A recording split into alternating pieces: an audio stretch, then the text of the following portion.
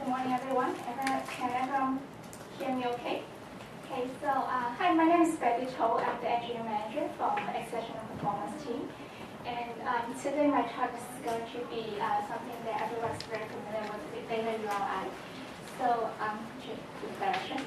Okay, so just a brief introduction about what does our team do is we inherit the name of Accession Performance from which is a team from a few years ago. And our team right now is actually working on end-to-end performance. And our mission is to make things go faster. So, of course, web performance optimization is something that we are working on. And we also have a team in Bangalore working with different properties in Yahoo to make the page faster. And also, we do scalability performance as well. So just really quick that you can understand. So one of the fun activities that our team does is evangelism. So we go around to give TED talks. For example, in Q1, we went to 6 universities to give web performance 101 TED talks to students. Part of it is it's not just about teams, about Yahoo. Is that we know that performance is important in the industry nowadays, and we would like to show people in the industry that Yahoo is a cool place to work for, and also we pretty much partner with university recruiting team. So we give TED Talk and we help with the recruiting event. So most of the time, the common question during those TED Talks actually comes up is, okay, data UI is cool, but how do I know when to use it, right? And do you have a limit, like how many images on the page should I convert to data URI? So usually we didn't have a straightforward answer, and usually when we don't have an answer, that means it's time to perform some experiment to find out the answer, right?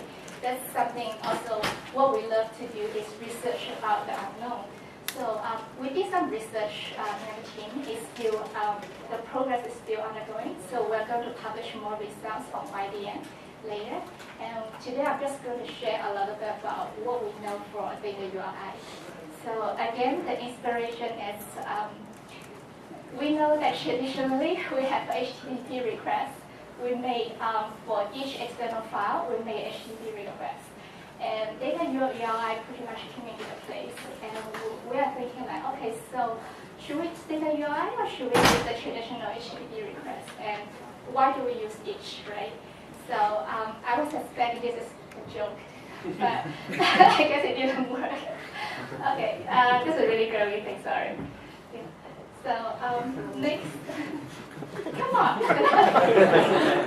Okay, thank you. Okay, I try to switch something else next time. Okay, so pretty much really straightforward today is what is data URI, why do we need to use it, how do we use it, and when do we use it, right? So first of all, data URI actually is not new. It's defined in 1998, actually over 10 years ago. But it was not widely adopted because, you know, we are in front-end world, and it's all about what are the things that the browser support, right? So pretty much it's defined very early. And this is what the syntax is. So actually, just rewind a little bit that about 2 years ago, data URI started becoming really popular, and a lot of people talk about it. If you do a search for data URI, you will see a lot of people actually passionate in performance, and front actually wrote about what they know about data URI and also the experiment. So a lot of the information today actually are from those materials. So this is actually the syntax. So the meta type pretty much is that you can just say what kind of file that is embedded for the data URI. Chart that is not highlighted for a reason is optional. And base64 is just the method of encoding.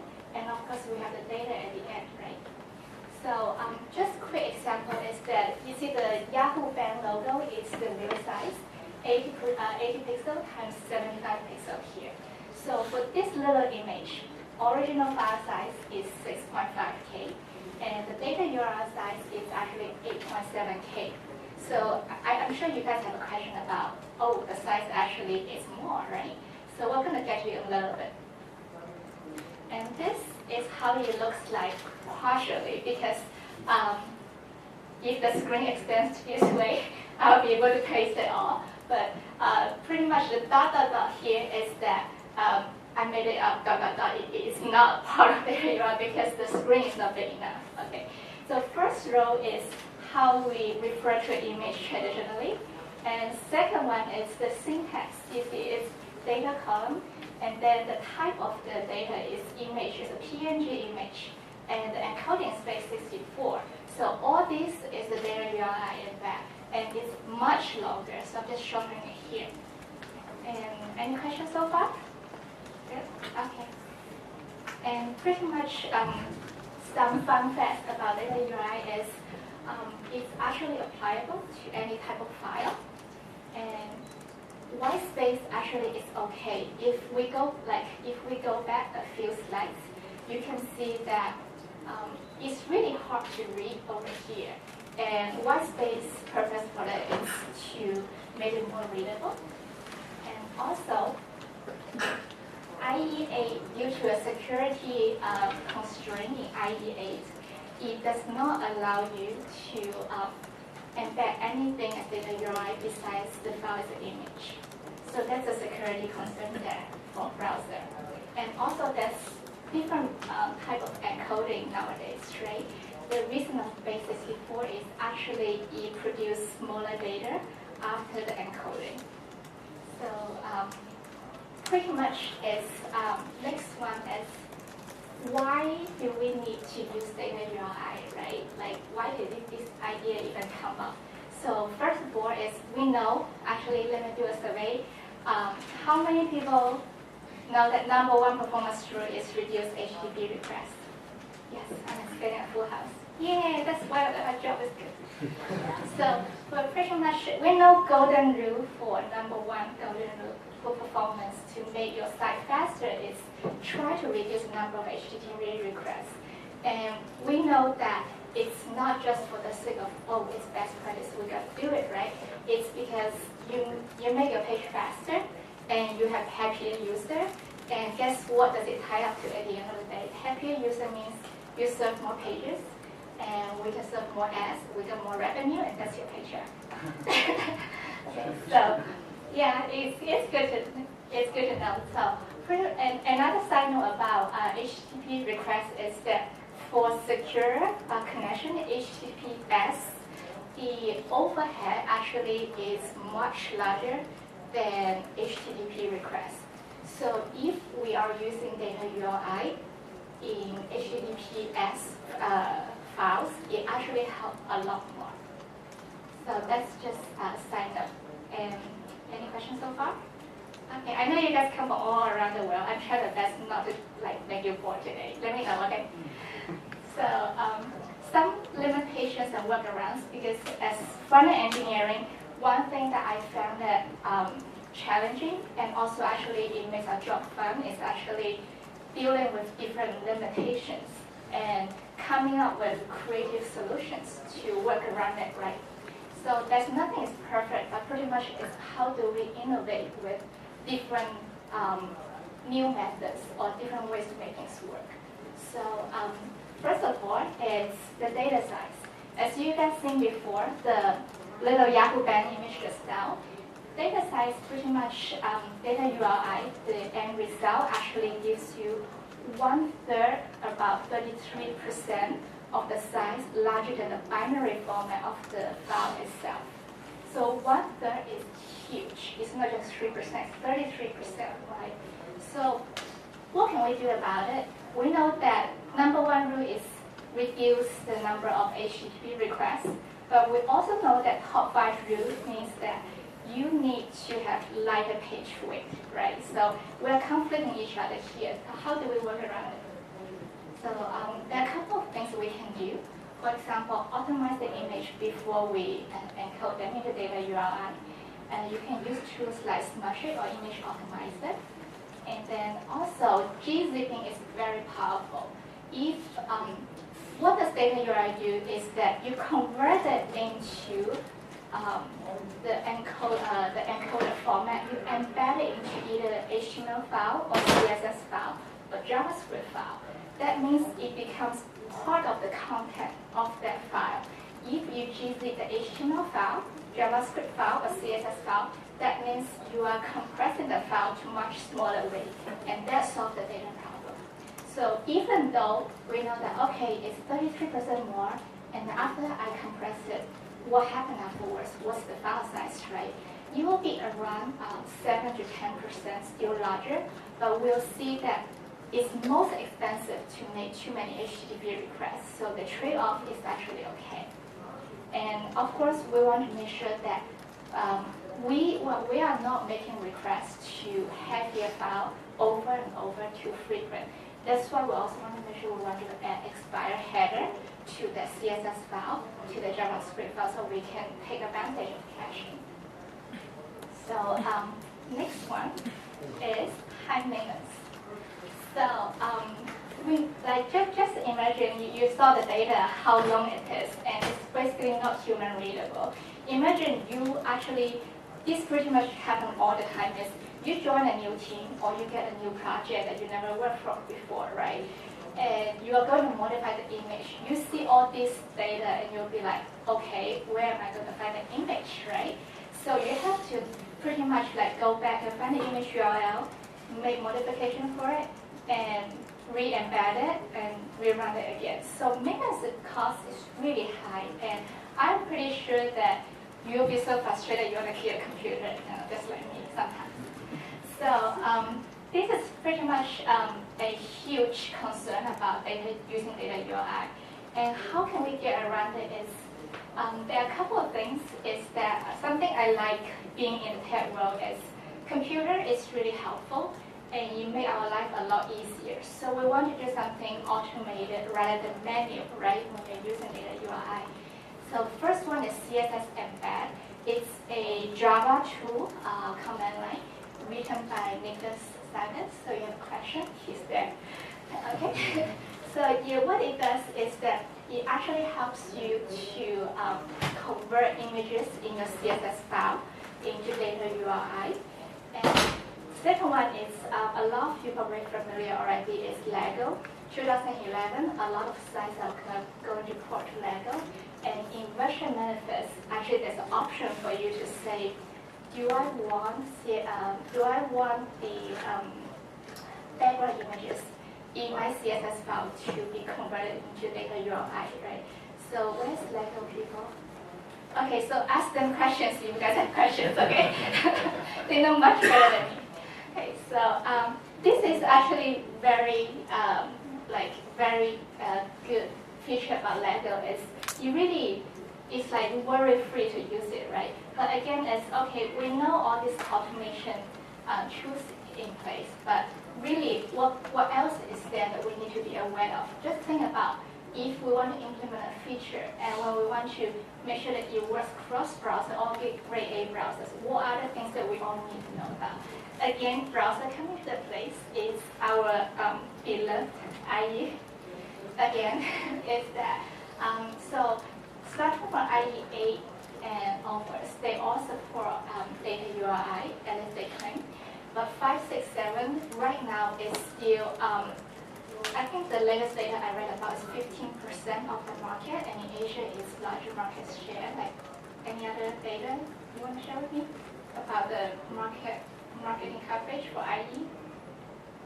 Around that, right? IE? Over 50. Over 50, right? So still, it's like, yes, I know we have a t-shirt that IE 6 must die, but we still need to deal with it. It's our end user, right? So that's our job to make sure that most of the end users are happy.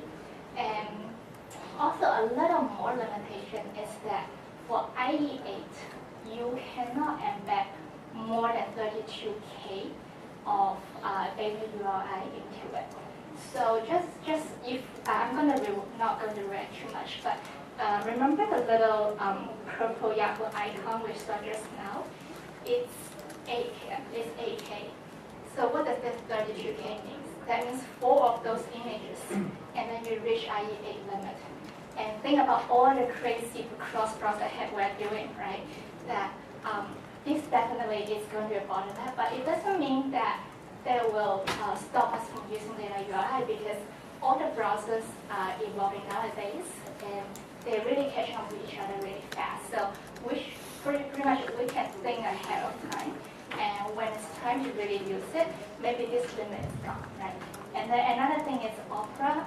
A lot of mobile users, the Opera is still a popular browser for them.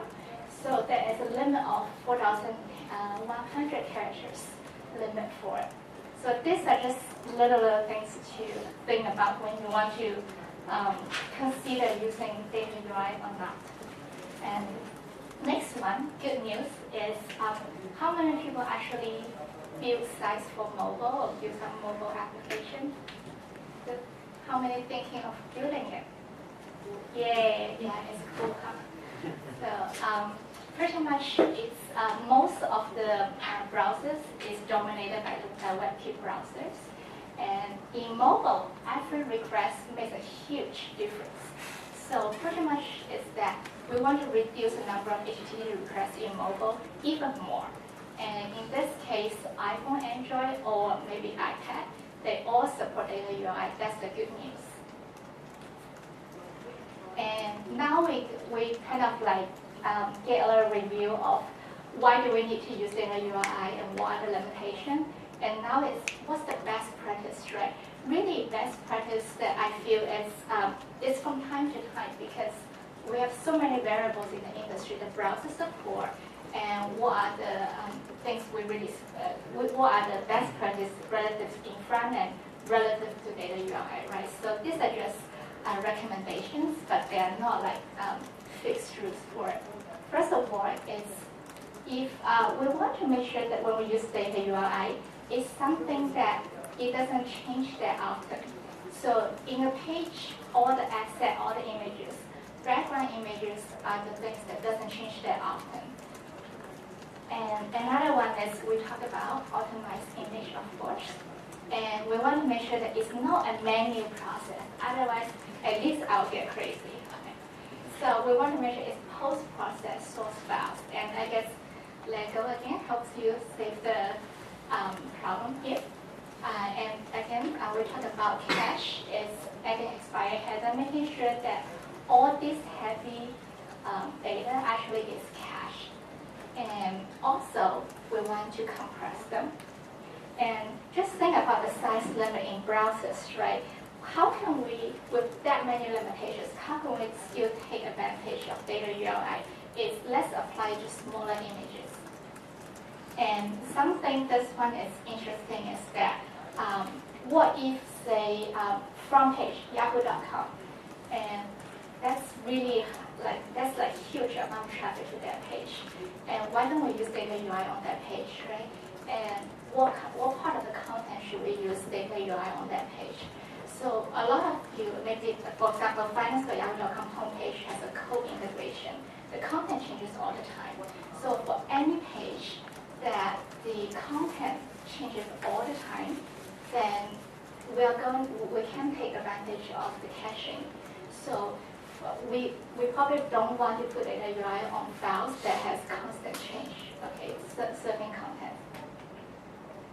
Sorry, wrong one. Okay, and another thing is content images.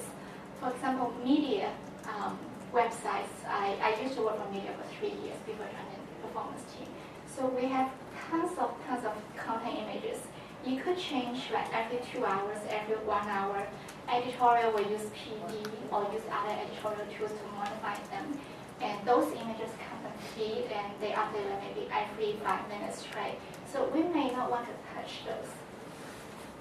Another one is we have MLS. We have different other APIs also for doing dynamic image resize. That means that we are getting a different version of the image depending on which page we are looking at. And we might not want to use data UI in those cases.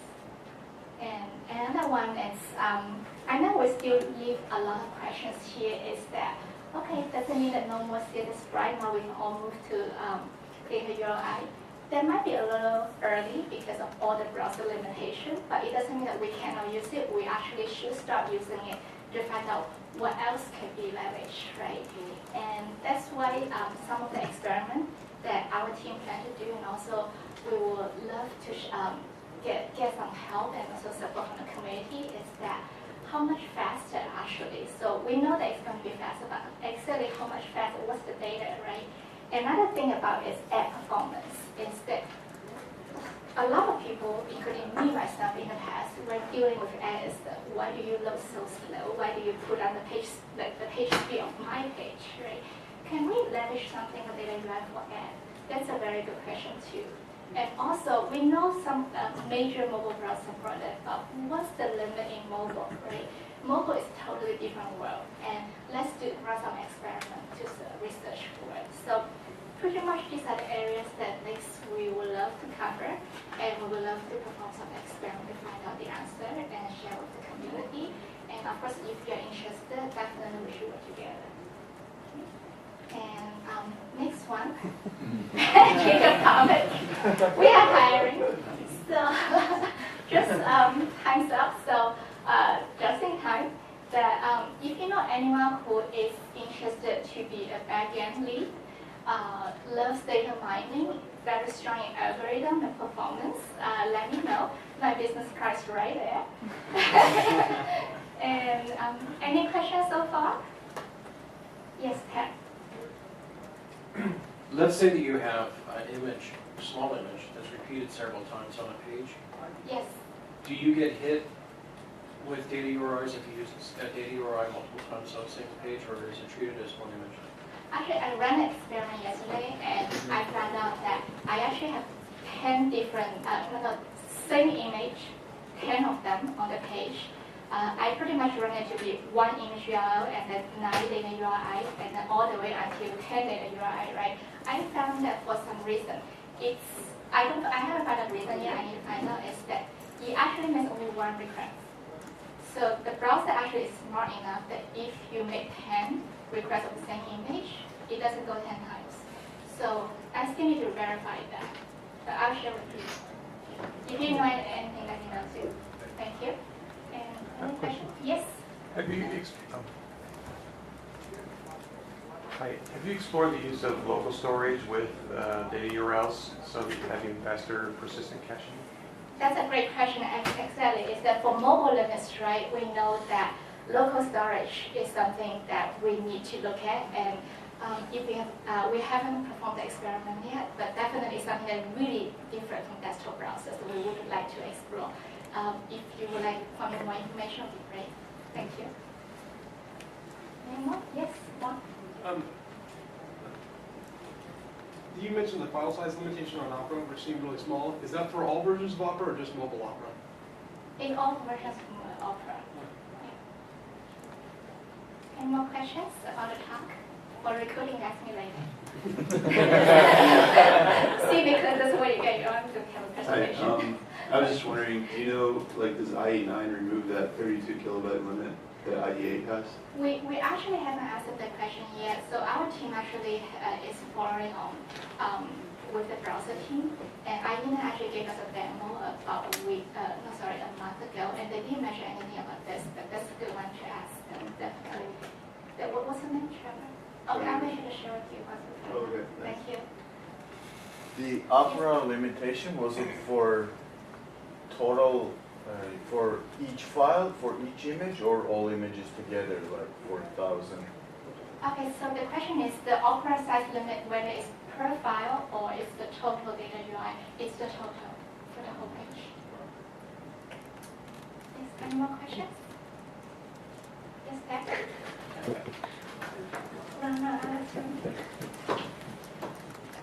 I've been playing around with using data URI for the fave icon, which is another part of the performance things. Have you noticed any problems using data URI for a fave icon? So I haven't checked that, but one thought that I was thinking is, what if we have YCPI, have a filter to say if we're serving fave icon, that way, like none of the property has to do their own processing, right? Once it's served through YCPI, you will automatically for fave icon, you'll be data URI. So that's actually a great idea that we need to look into. And that was something that I've been thinking too, is what if YCPI supports that? And we don't have to do anywhere, and it's common for all Yahoo properties. So Betty, it turns out that that's actually the most cached response from in YCPI. Like things that have no caching, the properties actually do see a ton of caching through YCPI with the fave icon. Are you from the YCPI, yeah. And what's your name? Miles Libby. Hi, Max. Welcome to the Coffee Project.